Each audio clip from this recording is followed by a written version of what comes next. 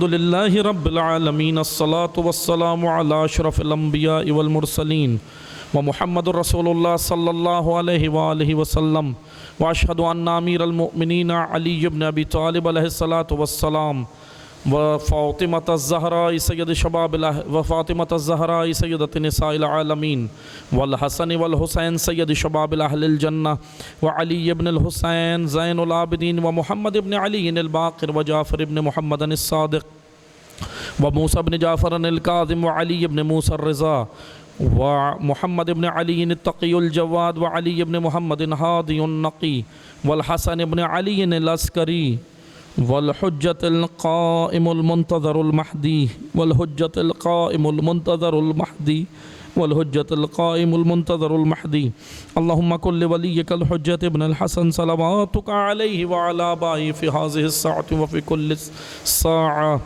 وليا وحافظا وقائدا وناصرا ودليلا معينا حتى تسكنه أرضك طوعا وتمتعه فيها طويلا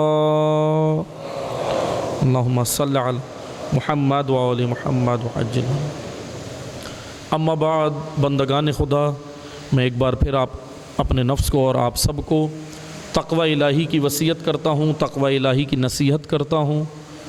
تقوی الہی یعنی قانون الہی، اللہ نے جو قانون نازل کیا اس کے اندر انسان جب زندگی بسر کرے تو یہی تقوی ہے، یعنی ہمارے کاروبار میں، ہمارے گھر میں، ہمارے تعلیمی نظام میں، ہماری تہذیب میں، ہمارے کلچر میں، ہماری انفرادی اور اجتماعی تمام زندگی کے اندر جب قانون الہی نافذ ہوگا تو اس کا مطلب یہ تقوی ہے۔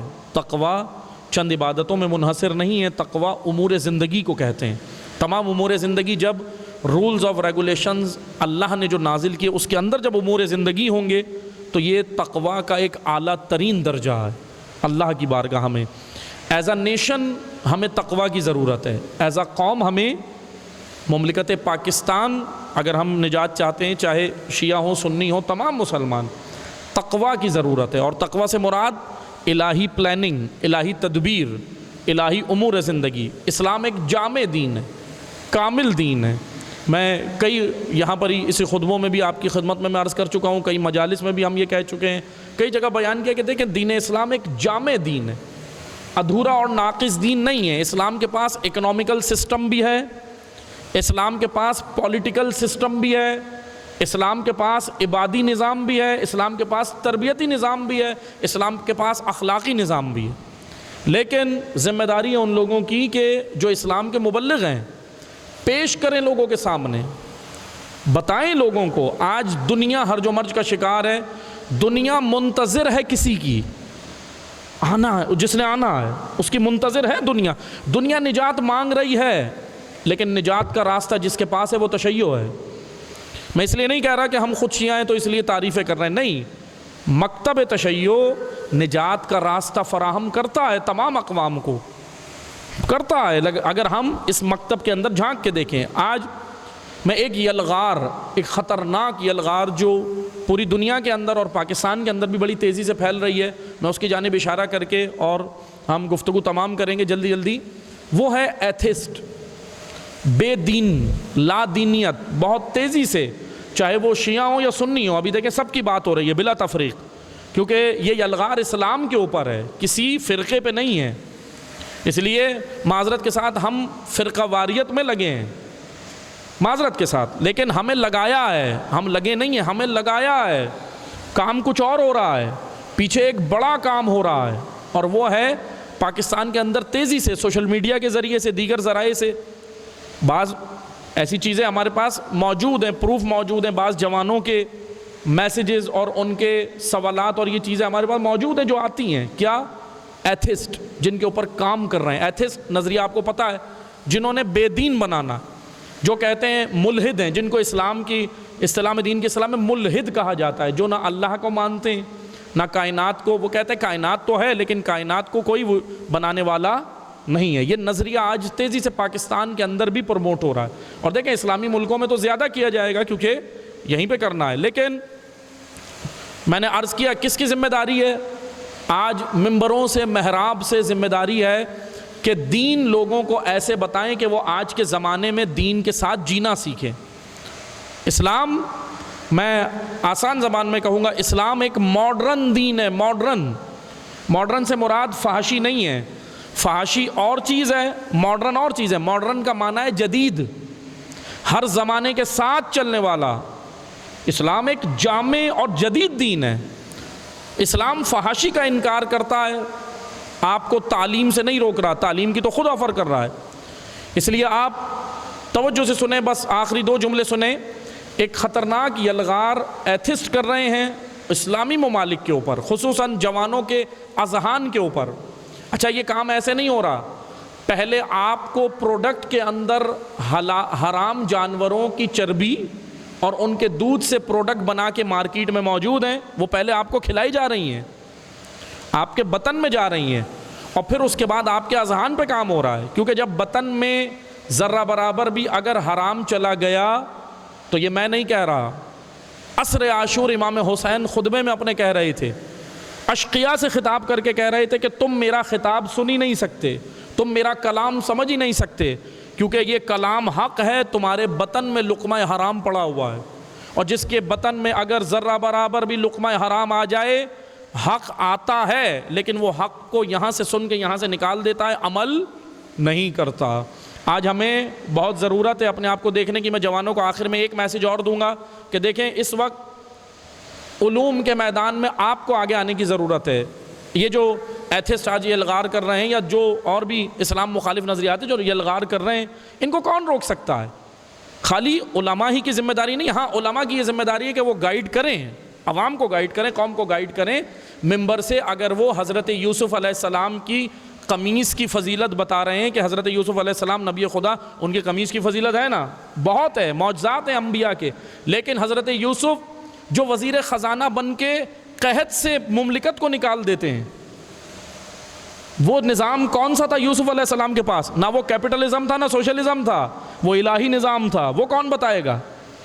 وہ سلیمان نبی خدا، حضرت سلیمان، بلقیس کہاں ہیں؟ حضرت سلیمان کہاں ہیں؟ حضرت سلیمان نے جانتے ہیں کیا متعارف کرایا تھا؟ ہم وہ آج پڑھ رہے ہیں۔ حضرت سلیمان نے خوبصورت انٹرنیشنل ریلیشن متعارف کرائے تھے، IR انٹرنیشنل ریلیشنز، کیسے بین الاقوامی تعلقات بنتے ہیں۔ اللہ نے 1400 سال پہلے انبیاء کو، جب 1400 سال سے بھی زیادہ پہلے جب انبیاء کو بھیجا تو انٹرنیشنل تعلقات بھی بتائے۔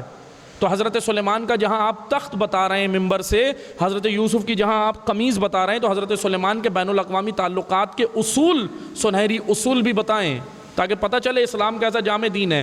حضرت یوسف کا اکنامیکل سسٹم بتائیں جو قرآن کریم نے سورہ مبارکہ حشر میں بیان کیا۔ مملکت کو اگر کوئی نجات دے سکتا ہے، اسلامک اکنامکس ہے، لیکن معذرت کے ساتھ آج اسلام کے نام پہ جو اکنامکس ہے وہ نہیں ہے۔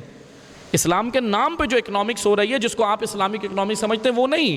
اسلامک، خالص اسلامک اکنامکس آج نجات دے سکتی ہے دنیا کو۔ بس آخر میں ایک چیز عرض کروں گا، ایک میدان، ایک فیلڈ جس کے اندر جوانوں کو آگے آنا ہے، وہ ہے آرٹیفیشل انٹیلیجنس۔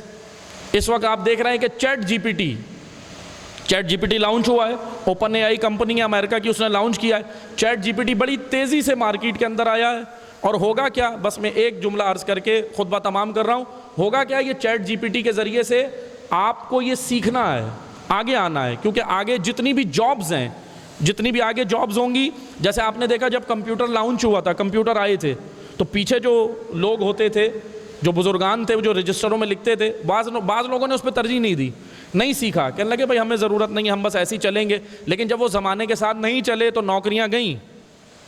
اب کمپیوٹر سے بھی بڑھ کر آگے زمانہ چلا گیا ہے، اے آئی، آرٹیفیشل انٹیلیجنس۔ اس سبجیکٹ کو پڑھنا بہت ضروری ہے جوانوں کے لیے، کیونکہ اب جو زمانہ آگے ہے وہ کیا ہے، آرٹیفیشل انٹیلیجنس کے ذریعے جو چیٹ جی پی ٹی آیا، چیٹ جی پی ٹی کے جو یوزرز ہیں 5 دن میں ملینز بن گئے۔ باقی جو جتنی بھی یہ ٹیکنالوجی تھی، اس کو بنانے میں کسی کو 3 سال لگے، کسی کو 2.5 سال، یہ نہیں کہ 5 دن میں۔ بس میں آخر میں بس یہ سنیں کہ جو آرٹیفیشل انٹیلیجنس سیکھ کر آگے 2040، 2050، 2060، یہ سب ٹیکنالوجی کا، اے آئی کا دور ہے۔ آپ کا جتنا بھی کاروبار ہوگا وہ سب اے آئی کے ذریعے ہوگا۔ چیٹ جی پی ٹی جو لانچ ہوا ہے، آپ مثلا بہت سارے ٹیچرز، بہت سارے میڈیکل کے اسٹوڈنٹس، یہ وہ بہت سارے آج شعبے ہیں جو کہہ رہے ہیں کہ ہماری نوکریاں جائیں گی، لیکن چیٹ جی پی ٹی والوں کا دعویٰ ہے کہ جتنی نوکریاں جائیں گی اس کی 20% آپ کو زیادہ بھی ملیں گی۔ لیکن کیسے ملیں گی؟ جس کو اے آئی آتا ہوگا. آپ دیکھ لیں جب کمپیوٹر آیا تو جس نے کمپیوٹر سیکھا وہ آگے آیا اس زمانے کے ساتھ. اس لیے مولا علی کیا کہہ رہے ہیں؟ مومن کے 2 دن ایک جیسے نہیں ہوتے. مومن ہر دن اپ گریڈ ہوتا ہے، سیکھتا ہے، آگے بڑھتا ہے. اسلام آپ کو چاہ رہا ہے کہ آپ زمانے کے ساتھ چلیں، آپ نے پیچھے نہیں رہنا ہے. آرٹیفیشل انٹیلیجنس پڑھیں، آگے آئیں. اس فیلڈ کا بہت اہم فیلڈ ہے، اسی کے ذریعے سب کچھ ہوگا. ممالک کے اندر جنگیں بھی اسی سے ہوں گی. آگے جو وارز ہونی ہیں جنگیں وہ سب اسی سے ہوں گی. سیمی کنڈکٹرز کی وار اس وقت امریکہ چائنا میں کیا ہے؟ سیمی کنڈکٹرز چپس جو بن رہی ہیں لتھیم کے ذریعے. یہ ساری جتنی بھی وارز ہیں اگر آپ اس کو سمجھنا چاہتے ہیں، مسلمان اگر ان رہنا چاہتے ہیں دنیا کے اندر تو انہیں آگے آنا ہوگا. اسپیس کے اندر آج دیکھیں پڑوسی ملک کا ہی آپ سن رہے ہیں ابھی خبریں، پڑوسی ملک کے اسپیس پہ جا رہا ہے اور ہم معذرت کے ساتھ ان کی میمز بنا رہے ہیں کہ وہ تو چلے گئے ہم یہاں اور ہم خوش ہیں کامیڈی کر کے. معذرت کے ساتھ کامیڈی نہیں کر رہے ہیں، ان فیلڈ میں آگے آئیں، سائنس کے علوم میں آگے آئے. لیکن ایک چیز یاد رکھیں، جو بھی پڑھیں ایمان آپ کا اللہ پہ ہونا چاہیے، کیونکہ جب آپ اپنے وقت کے امام کے لیے پڑھیں گے تو وہ تعلیم کارآمد ہوگی. لیکن اگر وقت کے امام سے ہٹ کر پڑھیں گے تو پھر اسی تعلیم کو انسان ظلم کرنے کا ذریعہ بھی بنا لیتا ہے. دنیا میں آج ظالم جو بن گئے ہیں، جو ظلم کر رہے ہیں دنیا کے اندر، وہ اپنے آپ کو خدا سمجھ رہے ہیں. بس دعا کرتے ہیں اللہ تعالی ہمیں حقیقتاً خداوند متعال ہمیں عبادات کے فلسفے کو سمجھ کر دین اسلام جو جامع دین اللہ نے نازل فرمایا اس کو سمجھ کر اس پر عمل کرنے کی توفیق عطا فرمائے. پروردگارہ تمام بیماروں کو شفا عطا فرمائے اور ہم سب کو حقیقی معنی میں امام زمانہ کا ناصر و مددگار بننے کی توفیق عطا فرمائے. خدایا ہماری سب سے بڑی دعا بس یہی ہے کہ ہمارے وقت کے امام کے ظہور میں تعجیل فرما، ہمیں ان کے انصار و اعوان میں شمار فرما. پروردگارہ ہم سب کی حفاظت فرما. ربنا تقبل منا انک انت السمیع العلیم. بسم اللہ الرحمن الرحیم.